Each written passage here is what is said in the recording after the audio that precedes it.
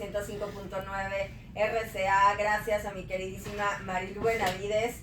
Y al fin, el desaparecido Regresé. Ricardo Loría, regresa. Hola, soy Ricardo Loría, ¿cómo están? Regresé. Después de como un mes. Y se ríe. Y se ríe todavía. Pero cada que yo quiero regresar siempre hay ciertos inconvenientes que no son culpa mía. Que pasaron cosas. Pasaron cosas, pasó la vida, pero ya estamos de regreso. Ya estamos de vuelta con nuestro Club de lectura, que ya lo habíamos dejado un poquito en pausa, pero ya regresamos. Así le dimos un poquito, unas semanas más para que pudieran terminar de leer nuestro libro de hoy, que es el de Polek, Juntos para Siempre, de Gus Kilger. Y que yo tengo que confesar que no lo leí. Ay, he estado amiga. sumamente ocupada. Leí más o menos la reseña, pero mejor para que así tú no lo platiques a tu gusto, a tu modo, y yo te voy dando mis opiniones, amigo. Perfecto. Bueno, aquí estamos hablando de Polek, una niña de 12 años, que el inicio del libro es muy fuerte y muy cataclísmico, porque incluso a las personas que estaban escuchando en los en vivos me decían, ay, qué fuerte. Okay. Porque ella decía, soy Polek, mi mamá se acaba de enamorar de mi maestro de la escuela, de la primaria, y mi novio ya no quiere andar conmigo porque no quiere que yo sea poeta. Y entender el contexto que es una niña de 12 años, ¿no? Exactamente. Y ella nos va platicando, nos va narrando un poco de su historia, que vive con su mamá, ella es hija única, y su papá ya no vive con ellos, porque su papá, al ser poeta, lo digo entre comillas, porque ya más adelante entendemos que pues no tiene esa profesión, él se la ha vivido de familias en familias, o sea, se casó con una mujer, tuvo 3 hijos, la mujer lo dejó porque pues no trabajaba, y se fue con la mamá de Polek, tuvieron a Polek, lo mismo, su mamá la sacó porque no trabajaba, y él se fue a vivir con otra mujer, igual a tener más hijos.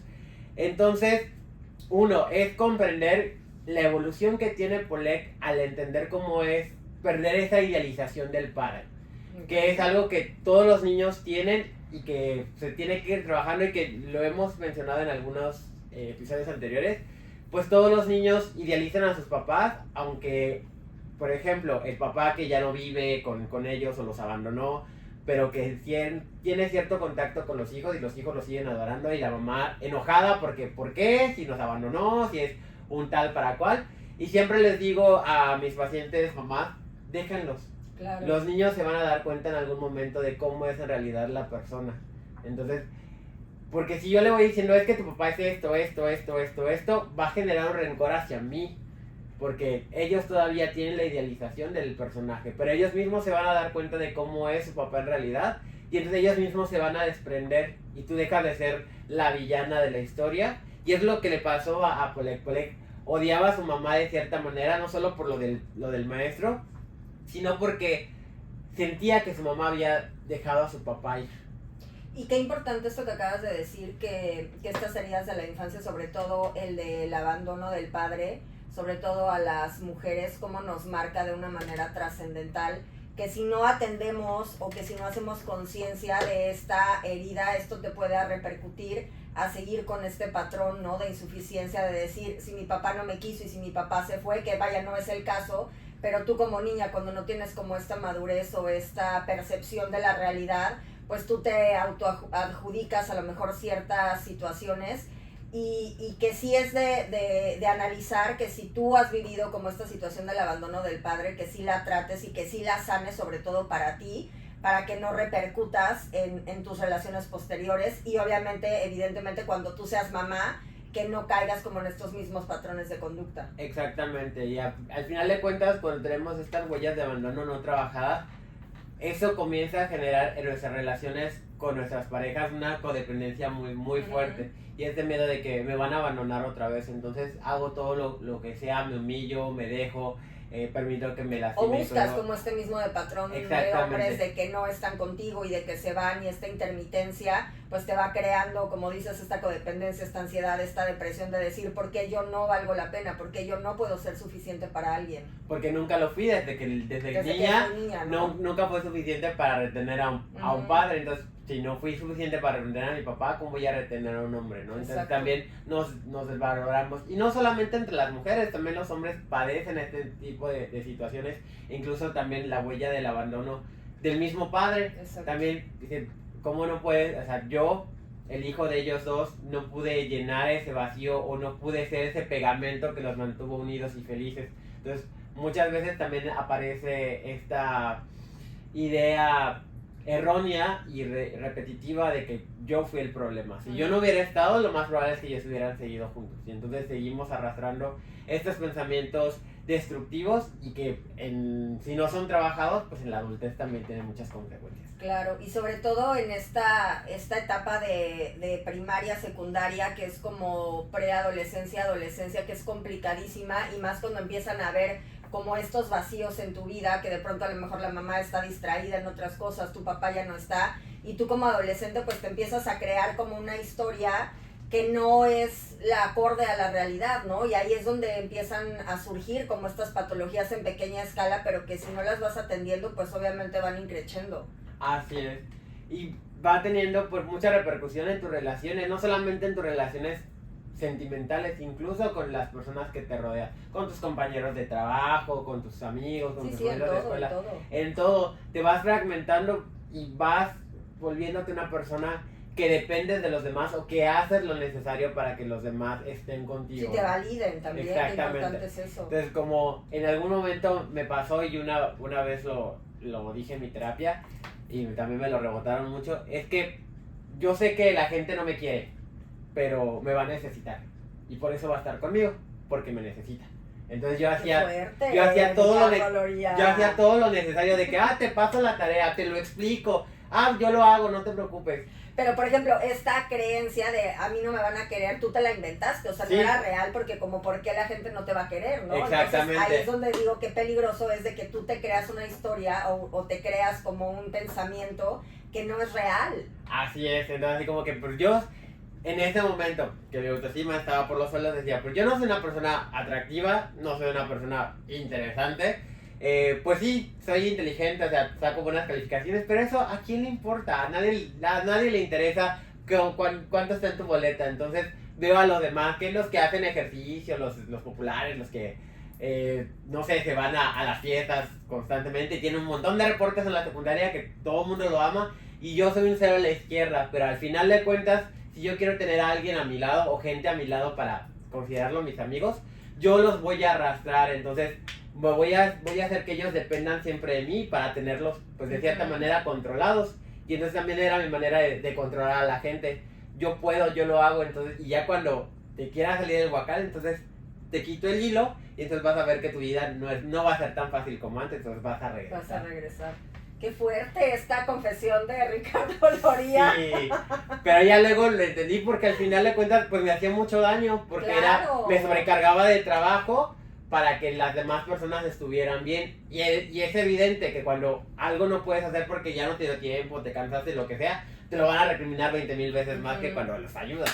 Entonces no dije, ya, tomé una pausa. Eso lo hice en mi primera carrera y en la segunda ya no pasó. Ya estaba en terapia y cambié. Y entonces vamos mejorando. Así que chicos, sí vayan a terapia. Qué importante de verdad es ir a terapia y sanar lo que crees que a lo mejor ya sanaste o lo que te pasó en estos momentos y que estás viviendo, porque no somos cíclicos, ¿no? Entonces lo que crees que a lo mejor ya sanaste, de pronto a lo mejor te puedes como volver a enganchar con otra situación distinta y te rebota.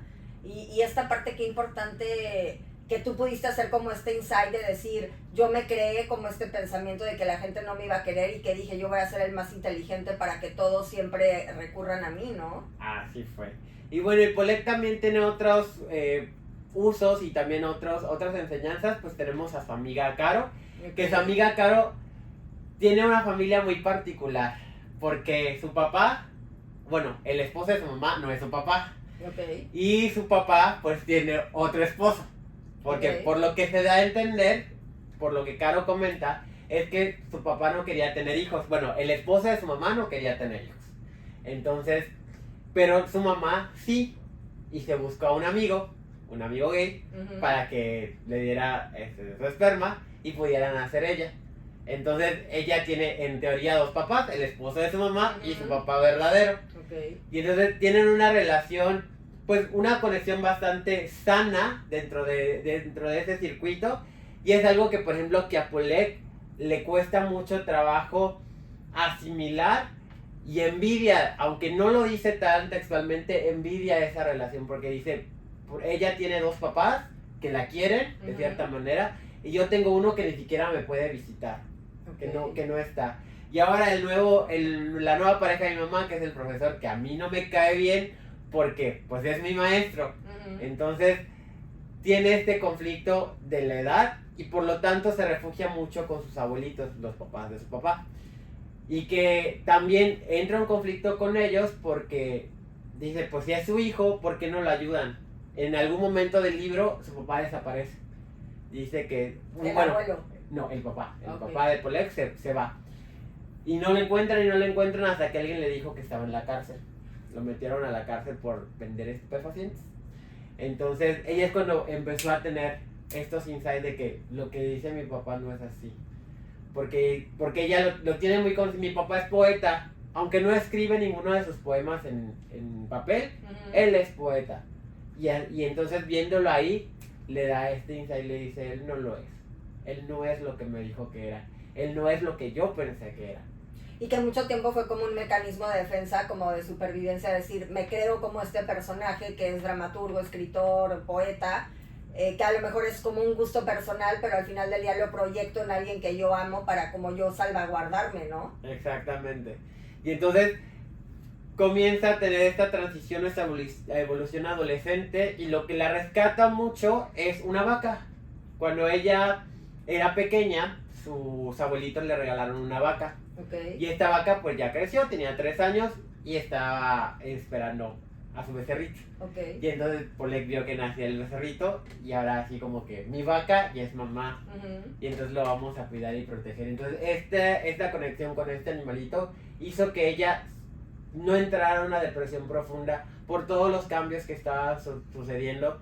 Y empezó a cuestionarse muchas cosas como la fe, como el creer, porque ella siempre se ha considerado atea y sus abuelos no lo son. Entonces cuando va a visitarlos, pues sus abuelitos pues rezan para la comida y ella le decía, pues es que yo no sé rezar, en mi familia pues no rezamos. Y poco a poco ella se va adaptando y lo que creo que hacemos muchos hablando de la religión, nos vamos adaptando a lo que mejor nos conviene o que mejor se adapta a nosotros, ¿no?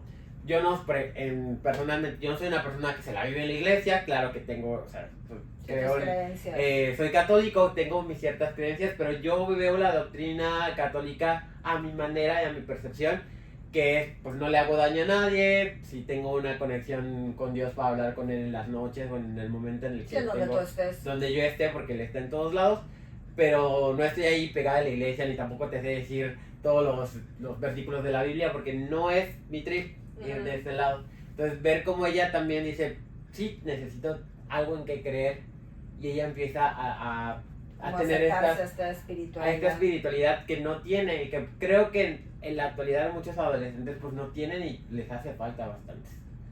Y creo que es también como bien importante de pronto el que sí lo acerques, pero que sea como de una manera, yo lo quiero hacer, porque creo que cuando lo impones, me pasa como en terapia que llevan a fuerza a los niños como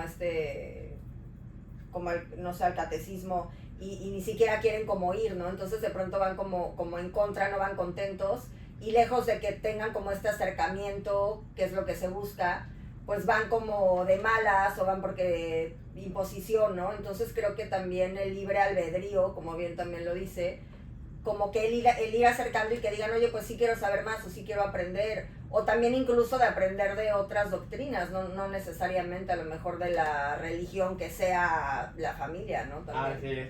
Y era algo que, por ejemplo, ahorita estoy viendo en la secundaria, el tema de identidad. Entonces, dentro de eso podemos todos los elementos y les digo, bueno, su identidad va a cambiar. Y puede ser que ahorita pues tengas la religión, pues que de tus papás, porque te llevan ya fuerzas, ¿no? Pero ya vas a tener 16, 17, 18 años que ya te puedes quedar en tu casa, porque ya te llevan, porque no te pueden dejar en tu casa encerrado, ¿no? Pero ya vas a tener la edad para decir, pues no quiero ir, o pues no me gusta, y puedes decidir cambiarte de religión o no tener ninguna, y también eso es muy válido. Entonces como que también darles esa opción o abrirles ese panorama a las personas de que no es obligatorio que vayas a, o que tengas una religión específica. Y sobre todo la importancia de que investigues, o sea, que investigues tú como por tu cuenta de todo lo que hay en el mundo y en el universo, y que tú te hagas como tu propio decisión, o tú digas, oye, pues yo creo en esto por esto, o sigo investigando, a lo mejor nunca vamos a tener como las respuestas de todo, pero que tú mismo te hagas como consciente de qué es lo que crees realmente. Exactamente, pero bueno, vamos a seguir platicando un poquito de Polek y todas las anécdotas de este personaje, pero ahorita que regresemos del corte. No se vayan. Oye, sí está fuerte el libro. Sí. Y está padre porque es muy ligero y va a tener un chingo de risa en lo que va comentando, pero si lo analizas como tú siendo ella, sí es una crisis bastante compleja lo que esta niña tiene. ¿Cuándo se hizo este libro? En el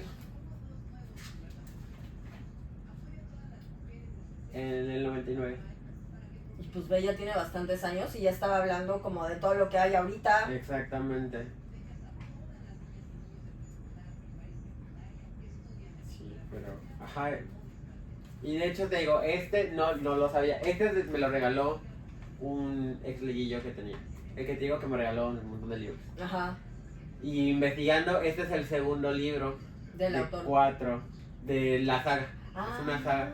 Entonces empieza antes, por lo que entendí, en el primer libro es donde ella se enamora del chavito y empiezan a andar y shalala. Y aquí en esta termina que ella quiere hacer un viaje, se quiere ir a inspirarse, a alejarse del mundo, ¿no? Y como ella, su fin sí es ser poeta, porque ella sí escribe dentro del libro, te va poniendo algunos textos que ella va escribiendo, quiere como que ir a despejarse. Y entonces no le dice a nadie y se va. Pero está también muy chiquita, ¿o cuánto tiempo pasa? ¿O sí, como 13, pasa como que un año. Y entonces como que en ese va que se está yendo en un tren con el novio que no era su novio. Ya como que el chavito tuvo como que una relación y dijo, pues no voy a seguir lo que dicen mis papás y pues yo te amo, entonces quiero seguir estando contigo, entonces y te voy a acompañar, no te voy a dejar sola. Ahí este ¿Pero y el novio tenía su edad o qué? Sí, pues son del mismo salón. Y ya va pasando, digo, en alguno, creo que en el tercero o en el cuarto, me acuerdo que leí la sinopsis, su abuelita se muere.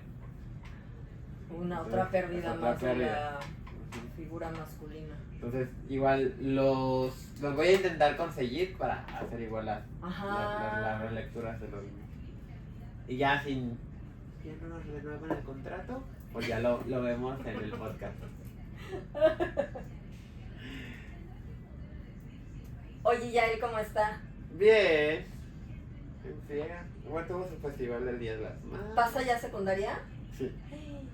¿Lo vas a meter a la tuya o...? No, se va a quedar ahí. No, lo que decimos que se va a quedar ahí, de ahí se va a ir a... ¿Está en particular o...? Sí, está en el Colegio del Caribe, que está por okay. la 4 y la Cava. Y ahí va hasta prepa, pero lo vamos a dejar hasta la secundaria y en la prepa lo queremos meter a bachilleres 1. Esa es la idea, porque la otra idea era, como supuestamente él quiere ser maestro de inglés. Uh-huh. Hasta lo último que dijo, quiere ser maestro de inglés. Entonces dijo mi hermana, ¿y si lo mandamos a Canadá? Pero veremos por él. ¿De que él no quiere? Que no es que no se lo hemos planteado, pero como que todavía es muy aprensivo. Acabando la prepa. Ajá. Muy aprensivo a nosotros, a su mamá sobre todo. Entonces, no creo que... Ahorita, si yo se lo digo, me va a decir que no, o sea, no quiere defenderse de su mamá. Porque de hecho ahorita que nos vamos de viaje, me fui de viaje con Diego a México. Y nos llevamos a la niña. Y me dijo, ¿por qué no nos llevamos allá? Le digo, pero él no iría. Bueno, su hermano dejaría y él pues no, tampoco. Ay, pero ni contigo. Ni conmigo. Oigan, y ya estamos de regreso aquí en M de Mujer, estamos en nuestro club de lectura con Ricardo Loría, con este libro que se llama Polek, que está muy bueno, muy fuerte, o sea, con cuestiones muy actuales, que lo recomendamos que lo lean empezando por mí, lo voy a leer. Sí, y es un libro que está destinado para mayores de 12 años, es decir, es como para esta etapa de la secundaria o de la adolescencia y preadolescencia, porque sí te llegas a identificar. Yo, que ya lo leí en mis 20, no, sí, todavía tenía 20 y tantos cuando lo leí. Me identifiqué en muchas cosas y como que hice mi flashback a mi secundaria y dije, sí, muchas de estas cosas yo las pensé o las pasé o se me vinieron a la cabeza, y entonces creo que sería muy bueno. De hecho, yo lo intenté implementar en una de mis clases, leerla cada semana un capítulo, porque los capítulos son cortos también, son varios, pero son cortitos, para que vayamos pues empapándonos de la personalidad de un adolescente. Y sobre todo también, ¿sabes qué? Como las estructuras de las distintas familias, que también sería como importante poco a poco ir como pues irlas analizando, y sobre todo que respetemos, ¿no? Cada estructura de familia, porque nunca sabes, a lo mejor no te está tocando, pero a lo mejor en un futuro puedes convivir con ciertas personas, y sobre todo tener como esta apertura y el respeto, sobre todo, de que cada familia es distinta, ¿no? Y cada familia es válida al final del día. Por supuesto. Porque... Y que ninguna familia es perfecta, sea constituida por los miembros que sean, ¿no? Exactamente, porque desde hace algunos años se ha estado trabajando en esta transformación de los tipos de familia. Desde que yo entré a trabajar en la secundaria, estaba el tema de investigar y bueno, investigué un poquito más de lo que venía en el libro, ¿no? El libro era como que muy cuadrado o encasillado a...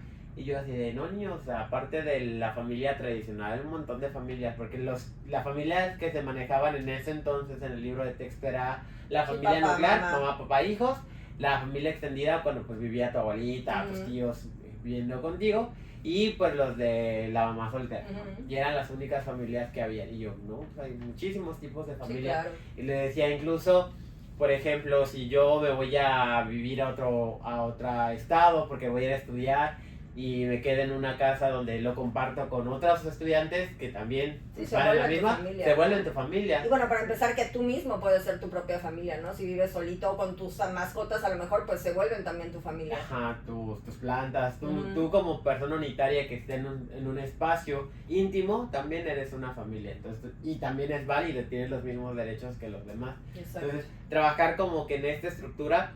Y como te decía, o sea, el libro fue escrito en 1999. O sea, ya lleva tiempo y que estos temas están súper en la actualidad. Exactamente, ¿no? Si hago así como que flashback, evidentemente no recordaría mucho porque tendría yo como unos 5 o 6 años, pero sí son cosas que pues no se hablaban al final de cuentas, y que ahorita... Sí, que eran súper tabú, ¿no? Ajá, y que ahorita no es que estén de moda, pero es que sí es necesario hablar, porque todo todo cambia, ¿no? Y los cambios, pues siempre son para bien, al final de cuentas, en el proceso de la humanidad, pues los cambios que vamos teniendo, pues lo vamos viendo para mejorar y para aceptarnos y para identificarnos. Nada más hay que ser un poquito más abiertos y no estar así como que esto es lo único que sé y es lo único que hay, ¿no?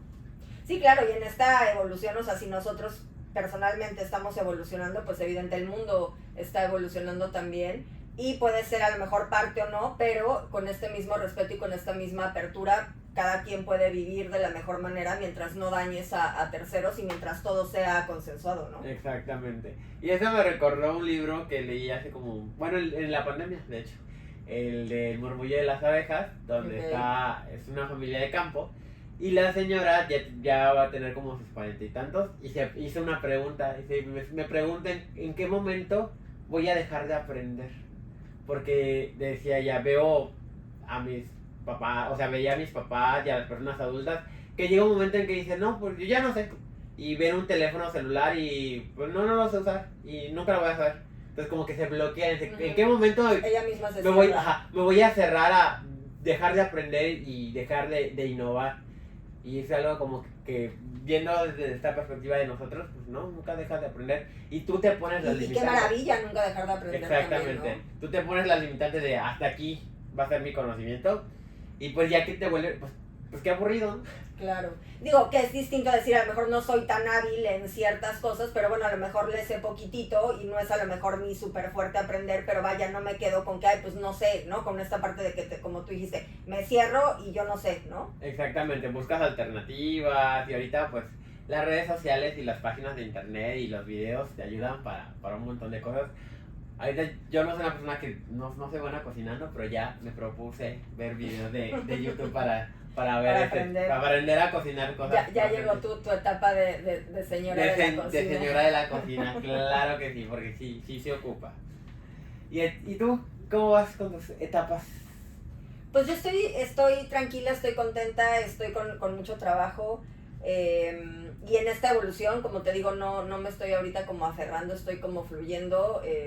Te dije, no sé qué vaya a pasar en septiembre, entonces tampoco me aferro, estoy como abierta a posibilidades, pero tranquila, ¿no? O sea, como que lo que venga es lo que tendrá que venir y será lo correcto, ¿no? Mientras obviamente estoy ocupándome en otras como cosas que puedo hacer alternas también. Exactamente, y eso es como que la recomendación para todos, que todos tengamos cosas alternas por hacer. Pasatiempos, aparte de tu trabajo, aparte de estar con tus hijos o con tu familia, tener cosas que también te sumen y te llenen, ¿no? Exacto. Y decían por ahí en muchas ocasiones, si es algo que te gusta mucho, incluso puede ser tu trabajo, algo que disfrutas hacer y que no lo haces por ganar dinero, sino que el dinero llega como extra. Exacto. Porque es algo que a ti te sí, gusta. o un hobby, o aprender como, no sé, carpintería, mecánica, lo que decías como de tu papá, de tantas cosas que sabe y que es algo que te suma, o sea, que dices, a lo mejor no me voy a dedicar a eso, pero tengo ganas de aprenderlo, ¿no? Y está increíble también. Y hacer las chambitas, y así, el don de las chambitas. No creo que yo llegue a esas funciones, pero voy a aprender otras cosas que pueden funcionar, que pueden servir.